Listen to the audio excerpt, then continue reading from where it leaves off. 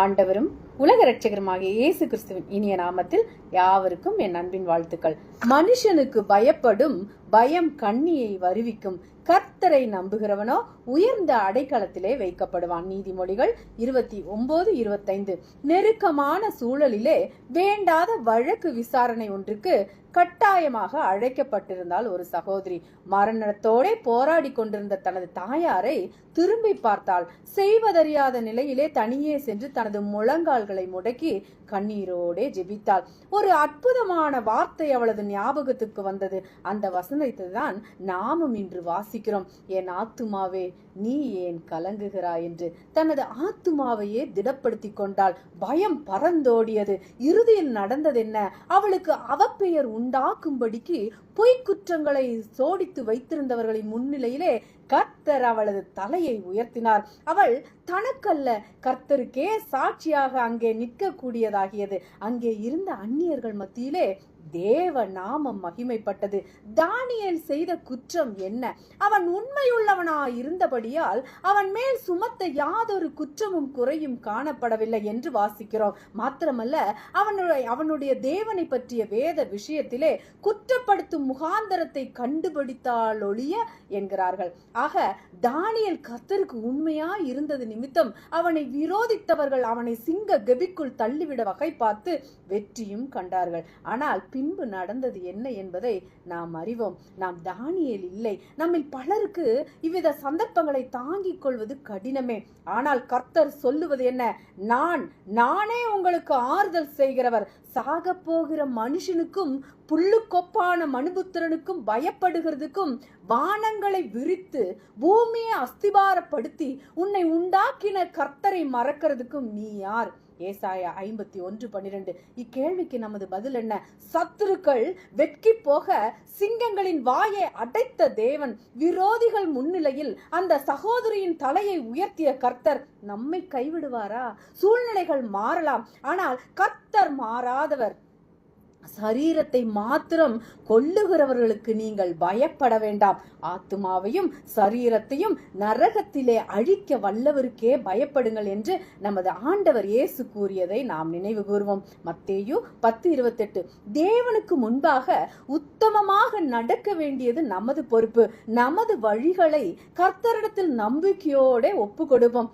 நிச்சயமாகவே கர்த்தர் அவர் நம்மை உயர்ந்த அடைக்கலத்திலே வைத்து தமது நாமத்தின் நிமித்தம் ஜெயம் தருவார். தேவ கரத்துக்குள் பொறுமையுடன் அடங்கி இருந்தவர்கள் ஏற்ற காலத்தில் உயர்த்தப்பட்டனர் என்பதை வேதத்தில் அநேக சாட்சிகள் மூலம் அறிந்து கொள்ளலாம். யோசேப்பு என்னும் வாலிபன் தேவனுக்கோ தகப்பனுக்கோ அடங்கி போகாமல் இருந்திருந்தால் நிச்சயம் அத்தனை பெரிய உயர்வுக்கு பாத்திரவனாக இருந்திருக்க முடியாது. தன்னை முழுவதும் தேவ கரத்துக்குள் ஒப்பு கொடுத்துவிட்டு அனைத்தையும் சகித்து கொண்டு பாவத்துக்கு விலகி ஓடினார். தேவன் ஆயத்தப்படுத்தின உயர்வுக்கு தகுதியாக மாறிவிட்டார். ஆம், தேவன் யோசேப்பை உயர்த்தும் முன் அவருக்கு எத்தனை டெஸ்ட் வைத்திருக்கிறார் பாருங்கள். தகப்பனுக்கு கீழ்ப்படுகிறானா என்று பார்த்தார். சகோதரர்களின் பாவத்துக்கு உடன்படுகிறானா அல்லது சேற்றில் மழந்த தாமரையாய் தனித்துவமாய் இருக்கிறானா என கவனித்தார். எகிப்துக்கு விற்கப்பட்டு அந்நிய நாட்டிலும் எனக்கு சாட்சியாய் வாழ்கிறானா, வேலையில் உண்மையாய் இருக்கிறானா என்று உற்று நோக்கினார். பாவத்தை குறித்து அவனது மனநிலைமை எப்படி என்று போத்திபாரின் மனைவியை வைத்து சோதித்து பார்த்தார். சிறையில் அவனது பொறுமையை பார்த்தார். இத்தனை டெஸ்ட் வைத்து அதெல்லாம் வெற்றி பெற்று இன்னும் தனது கரத்துக்குள்ளே அடங்கி இருந்த யோசேப்பை தேவன் என்ன செய்தார்? தேசத்துக்கே ஆசீர்வாதமாக உயர்த்தினார். தேவனுடைய வார்த்தைகள் வல்லமையுள்ளது. தேவன் நமக்கு கொடுக்கும் வாக்குத்தத்தம் நிறைவானது. ஒவ்வொரு நாளும் தேவன் தம்முடைய வார்த்தைகளினாலே நம்மை நிறைந்து நடத்தி வருகிறார். தேவன் நமக்கு தரும் வார்த்தைகளை தியானித்து ஆசீர்வாதங்களை சுதந்திரித்துக் கொள்ளுவோம். எவரையும் மேன்மைப்படுத்தவும் பலப்படுத்தவும் உம்முடைய கரத்தினாலாகும். 1 நாளாகமம் 29:12. இந்த வார்த்தையானது ஜெபமாகவும் துதியாகவும் தேவ சமூகத்திலே தாவீது மூலமாக ஏறெடுக்கப்படுகிறது. தேவன் நம்மை கீழாக அல்ல மேலாக்கவே விரும்புகிறார். நம்மை உயர்த்தி அழகு பார்ப்பதே தேவனுக்கு மிகவும் விருப்பம். தேவ பிள்ளைகள் யாராக இருந்தாலும் தேவன் அவர்களை மேன்மைப்படுத்தவே சித்தமாக இருக்கிறார். எது தேவனுடைய சித்தம்? நீங்களும் நானும் நன்றாக இருப்பதுதான். பெற்றவர்களுக்கு பிள்ளைகள் எப்போதும் உயர்வாக எல்லாவற்றிலும் கனம் பெற்று மேன்மையாக இருக்க வேண்டும் என்று விரும்புவார்களோ அதை விட நம்முடைய தகப்பனாகிய பரம தகப்பன் தேவன் நம்ம எல்லாவற்றிலும் சிறந்தவர்களாக நாம் மேன்மையாக வாழவே விரும்புகிறார். நாம் மிகவும் தாழ்ந்த நிலையிலே இருக்கலாம், ஆனால் தேவன் நம்மை தாழ்வாக பார்க்கிறவர் அல்ல, தேவன் நம்மை மேன்மைப்படுத்தி பார்க்கிறவர்.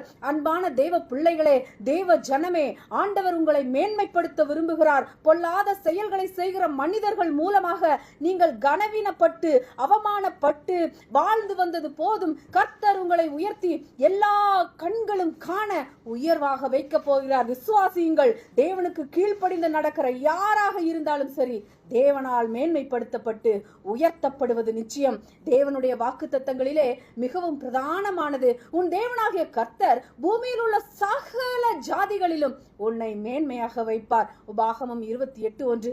எல்லா மக்கள் கூட்டத்தின் மத்தியிலும் தேவனுடைய பிள்ளைகள் மேன்மையானவர்களாக இருக்கும்படி தேவன் கனப்படுத்தி வைக்கிறார். ஆனால் இந்த வாக்குத்தத்தமானது தேவனுடைய கட்டளைகளுக்கு உட்பட்டதாகும். தேவனுடைய கட்டளைகளுக்கும் வார்த்தைகளுக்கும் உண்மையாக செவி கொடுத்து அதன்படி செய்வதற்கு ஒப்பு கொடுத்து நடக்கும் போது தேவன் தம்முடைய வார்த்தையின்படியே மேன்மை அடைய செய்கிறார். தேவன் உன்னை மேன்மைப்படுத்தும்படியாக தீர்மானித்து விட்டால் எந்த ஒரு மனிதனும் உன்னை சிறுமைப்படுத்த முடியாது. பொறாமையோடும் எரிச்சலோடும் எழும்பி உன்னை குறித்து இல்லாதவைகளையும் பொல்லாதவைகளையும் பேசினாலும் எல்லாவற்றையும் கவனித்துக் கொண்டிருக்கிற நீதியின் தேவன் விட்டு விடுவாரா? விட்டுவிடவே மாட்டார். கர்த்தர் யோசுவாவை நோக்கி, நான் மோசேயோடு இருந்தது போல உன்னோடும் இருக்கிறேன் என்பதை இஸ்ரவேல் எல்லாரும் அறியும்படிக்கு இன்று அவர்கள் கண்களுக்கு முன்பாக உன்னை மேன்மைப்படுத்துவேன். யோசுவா 3:7 சொல்லி இருக்கிறார். எல்லா மக்களும் காணும்படி உன்னை மேன்மைப்படுத்துவேன் என்று வாக்குத்தத்தம் பண்ணின தேவன் தாம் சொன்னபடி செய்து முடிக்கவும் வல்லமை உள்ளவர் என்பதை ஒருபோதும் மறக்க கூடாது. அந்நாளிலே கர்த்தர் யோசுவாவை சகல இஸ்ரவேலரின் கண்களுக்கு முன்பாகவும் மேன்மைப்படுத்தினார். அவர்கள் மோசேக்கு பயந்திருந்தது போல அவனுக்கும் அவன் உயிரோடு இருந்த நாளெல்லாம் பயந்திருந்தார்கள். யோசுவா 4:14 வேதம் இவ்விதமாக சொல்லுகிறது. தேவன் சொன்னதை செய்கிறவர் என்பதையும் பதிவு செய்து நம்முடைய விசுவாசத்தையும் நம்பிக்கையும் பலப்படுத்துகிறது. தேவன் கூட இருக்கிறார் என்பதை உறுதிப்படுத்தி உற்சாகமாக செயல்பட தேவனுடைய வார்த்தைகள் நம்மை உந்தி தள்ளுகிறது. மேன்மை என்பது தேவனுக்கு பயந்து செய்யப்படும் செயல்களுக்கு கிடைக்கும் அங்கீகாரம். யோசுவா தேவனுக்கு பயந்து தேவனுடைய வார்த்தைகளுக்கு செவிசாய்த்து உண்மையும் நேர்மையுமாக செயல்பட்ட போது தேவன் அதை எல்லா ஜனங்களுக்கு முன்பாக அங்கீகரித்தார் என்பதை இஸ்ரவேலின் கண்களுக்கு முன்பாக மேன்மைப்படுத்தினார் என்று எழுதப்பட்டிருக்கிறது. தேவ ஜனமே, தேவனுடைய பிள்ளைகளே, அன்புக்குரிய பிள்ளைகளே, உங்களுடைய செயல்கள் உண்மையும் செம்மையுமாக இருக்குமானால் கட்டாயம் நிச்சயமாக தேவன் அவைகளை அங்கீகரிப்பார். தேவன் அங்கீகரிக்கும் போது அதை எந்த மனிதன் எதிர்க்க முடியும்? ஒருவேளை அப்படி எதிர்த்து நின்றாலும் அந்த எதிர்ப்பு உனக்கு எதிரானதல்ல, அது தேவனுக்கு எதிராக எழும்புவதற்கு சமமாக மாறிவிடும். அப்பொழுது கர்த்தர் யுத்தம் செய்ய ஆரம்பித்து விடுவார். யார் எதிராக எழும்பினார்களோ அவர்கள் வெட்கப்பட்டு சிறுமை அடைவார்கள். ஆகையால் நம்முடைய செயல்கள் ஒவ்வொன்றும் தேவனால் அங்கீகரிக்கப்படும் விதத்தில் இருக்க வேண்டும். மனிதனால் நமக்கு கிடைக்கும் அங்கீகாரம் தற்காலிகமானது, தேவனால் கிடைக்கும் அங்கீகாரமோ நிரந்தரமானது. தேவனுடைய அங்கீகாரமே நமக்கு மேன்மையும் கனத்தையும் உண்டாக்கும். கர்த்தருக்கு பயப்படுதல் ஞானத்தை போதிக்கும். மேன்மைக்கு முன்னானது தாழ்மை. நீதிமொழிகள் 15:33 என்று வேதம் சுட்டி காட்டுவதை கவனிக்காமல் நாம் விட்டுவிடக்கூடாது. எந்த செயலையும் ஞானமாய் செய்கிறவர்களே கனவான்களாக இருக்க தகுதியானவர்கள். ஞானமானது பரத்திலிருந்து வருகிறது. கர்த்தருக்கு பயந்து நடப்பதுவே ஞானத்தை கொண்டு வரும். ஞானமாய் நடப்பவர்கள் தாழ்மையை தரித்திருக்கிறார்கள். தாழ்மையே தேவனிடத்திலிருந்து அங்கீகாரத்தை கொண்டு வருகிறது. தேவ அங்கீகாரமே நம்மை மேன்மைப்படுத்துகிறது. நமக்கு கிடைக்கும் மேன்மைகள் அனைத்தும் தேவனால் வருகிறது. நம்மிலே எந்த தகுதியும் இல்லை. தகுதிப்படுத்தி உயர்த்துகிறவர் கர்த்தரே. கர்த்தரை மட்டும் நாம் சார்ந்து நின்று விட்டால் நமக்கு வேண்டிய சகல நன்மைகளும் தேவனே நமக்கு கிடைக்க செய்கிறார். நீ எனக்கு பிரியமாக நடந்து கொள், நான் உன்னை உயர்த்துவேன். நீ எனக்கு பிரியமாக நடக்காவிட்டால் உன் மீது பழி சாட்டி உன்னை சிறுமைப்படுத்துவேன் என்று மனிதர்கள் உன்னை பார்த்து சொல்லலாம். அதை கண்டு பயப்படாதே. எந்த சூழ்நிலையிலும் பொல்லாத சிந்தையுள்ள மனிதர்களின் வார்த்தைகளுக்கு செவி கொடுத்து விடாதே. மனிதன் உன்னை உயர்த்தவும் முடியாது, தாழ்த்தவும் முடியாது. உயர்வும் தாழ்வும் தேவனுடைய கரத்தில் இருக்கிறது. பொல்லாத செயல்களுக்கு ஒப்பு கொடுத்துள்ள மனிதர்கள் வழியாக சத்துருவானவன் தேவ பிள்ளைகளை அவமானப்படுத்தும் விதமாக அவதூறான வார்த்தைகளை பேசி அவமானப்படுத்த வருத்தவும் வேதனைப்படுத்தவும் சிறுமைப்படுத்தவும் முற்படலாம். ஆனால் அவைகளுக்கு தக்க பதிலையும் அதற்கு தகுந்த பலனையும் தேவன் நமக்கு கொடுப்பது உறுதி. எனவே கலங்கவோ கவலைப்படவோ வேண்டாம். உயர்த்துகிறவரும் கனப்படுத்துகிறவரும் மேன்மைப்படுத்துகிறவரும் சர்வ வல்லமையுள்ள தேவனாகிய கர்த்தர் நம்முடைய ஆண்டவராகிய இயேசு கிறிஸ்துவானே. அவரை மட்டும் விடாமல் அவரை மட்டுமே சார்ந்து நமது வாழ்க்கை பயணத்தை தொடருவோம். மொர்தெகாய்க்கு கனமும் மேன்மையும் செய்யப்பட்டதா என்று கேட்டான். அதற்கு ராஜாவை சேவிக்கிற ஊழியக்காரர் அவனுக்கு ஒன்றும் செய்யப்படவில்லை என்று சொன்னார். எஸ்தர் 6:3. அகாஸ்வேரு ராஜாவை கொலை செய்யும்படி தீர்மானித்த ராஜாவின் பிரதிநிதிகள் பிக்தான் தேரேஸ் இவர்களின் பொல்லாத செயல்களை ராஜாவுக்கு தெரியப்படுத்தி ராஜாவை காப்பாற்றிய மொர்தெகாய் எல்லாராலும் மறக்கப்பட்டான்.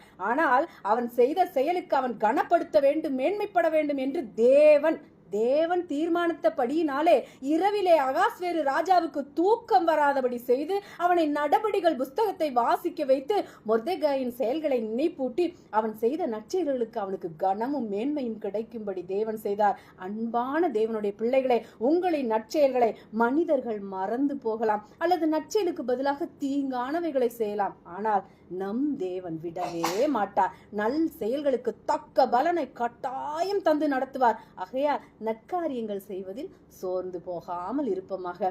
கனத்தை மேன்மை எதிர்பார்த்து எந்த நற்காரியங்களையும் செய்ய வேண்டாம். நாம் அப்படி எதிர்பார்த்து எந்த செயலையும் செய்யாமல் நாம் செய்கிற செயல்கள் நன்மையானதாக இருக்குமானால் நமது நன்மையான செயல்களுக்கு கர்த்தர் நிச்சயமாக நம்மை உயர்த்து ஆசீர்வதிப்பது நிச்சயம். நீ நன்மை செய்தால் மேன்மை இல்லையோ? ஆதியாகமம் 4:7. இதுதான் தேவனுடைய கேள்வி. மனிதனுடைய எல்லா செயல்களும் மேன்மையாக இருக்காது. தேவனுக்கு பிரியமாகவும் தேவனுடைய வார்த்தைக்கு உட்பட்டு இருக்கும் போது மேன்மையும் கனமும் உண்டாகும். ஆனால் தேவனால் மேன்மைப்படுத்தப்பட்டு கனப்படுத்தப்பட்டு உயர்த்தப்படுதல் என்பது எண்ணில்லா ஆனந்தம். அதற்காக இந்த பூமியில் இருந்து வரும் எதையும் வேண்டாம் என்று சொல்ல மனம் எப்போதும் தயாராக வேண்டும். ஆனால் அவர்கள் தேவனால் வருகிற மகிமையிலும் மனுஷரால் வருகிற மகிமையை அதிகமாக விரும்பினார்கள். யோவான் 12:43. சிலருடைய செயல்களை வேதம் இவ்விதமாக அடையாளப்படுத்துகிறது. இது மிகவும் ஆபத்தானது. தேவன் மூலமாக வருகிற மேன்மையே சிறந்தது, அதுவே மகிமையாக இருக்கும்.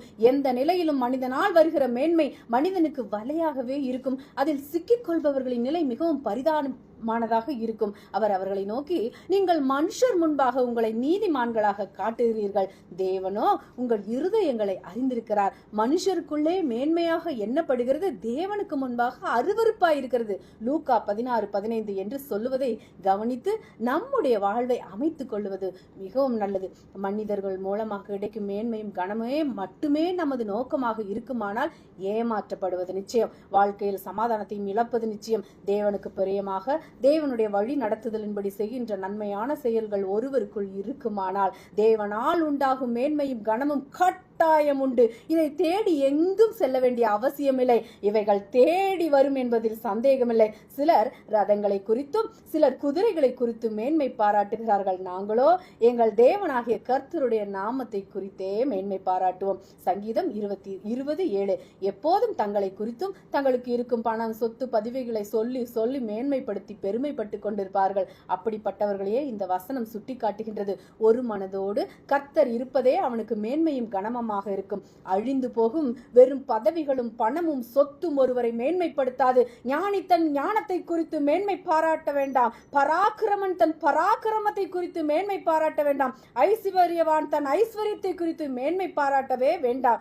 எரேமியா 9:23. இப்படிப்பட்ட காரியங்களை தேவன் வெறுக்கிறார். இப்படி செய்கிறவர்களை தூரத்திலிருந்து அறிகிறார். இந்த உலகமும் உலக மனிதர்களும் வேண்டுமானால் இவைகளை தலையில் வைத்து கொண்டாடலாம். ஆனால் இவைகள் தேவனுக்கு முன்பாக செல்லா காசாக இருக்கிறது. அப்படிப்பட்ட மனிதனும் மதிப்பிழந்து நிற்கிறான். மேன்மை பாராட்டுகிறவன் பூமியிலே கிருபையும் நியாயத்தையும் நீதியும் செய்கிற கர்த்தர் நான் என்று என்னை அறிந்து உணர்ந்திருக்கிறதை குறித்தே மேன்மை பாராட்ட கடவன் என்று கர்த்தர் சொல்லுகிறார்.